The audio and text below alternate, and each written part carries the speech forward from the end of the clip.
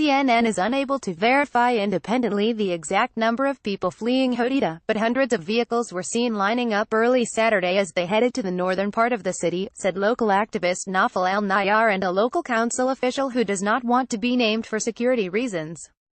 The densely populated Red Sea port in western Yemen is facing an all-out battle as the Saudi-led coalition works to retake the city from the Iranian-backed Houthis in Yemen's bloody civil war. Control of Hodeidah's airport in the latest chapter in the bloody conflict. Clashes have been happening at the airport's gates as hundreds of coalition forces surround the area, 3 Houthi security officials said.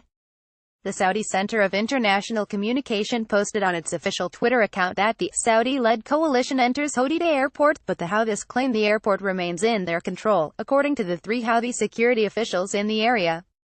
CNN has reached out to the Saudi Center for comment. 250,000 civilians potentially at risk on Saturday. The Norwegian Refugee Council reported that humanitarian agencies have had to pause almost all operations in Hodeidah as clashes approach highly populated residential areas. The organization also said that humanitarian agencies cannot currently access areas south of the city where people are most likely to have been injured, affected and displaced. I am deeply worried about people who fled to Hodeidah city because their homes were under attack in other areas, Salim al-Shimiri, the council's office coordinator Hodeidah, said from Yemen's capital, Sana'a. Tens of thousands of people came with nothing and are now left to fend for themselves until we can get to them with food and clean water. The operation to recapture Hodeidah got underway at dawn Wednesday, potentially putting 250,000 people at risk. The Saudi-led coalition launched ground attacks on the airport and other neighborhoods in the southeastern part of the city with air and naval support, Gen. Mohsen al-Khosraf of the Yemeni National Army told CNN. The army and coalition are fighting on behalf of the internationally recognized government, which is trying to squash an insurgency by the Iranian-backed Houthis.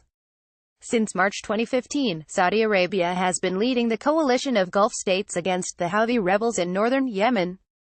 In November 2017, the coalition tightened its blockade on Yemen, cutting off deliveries of food, medical supplies and other aid. The blockade has caused a countrywide famine, and the United Nations recently declared the situation there the world's worst humanitarian crisis. Martin Griffiths, UN Special Envoy for Yemen, arrived Saturday in Sana'a, his office told CNN in an email.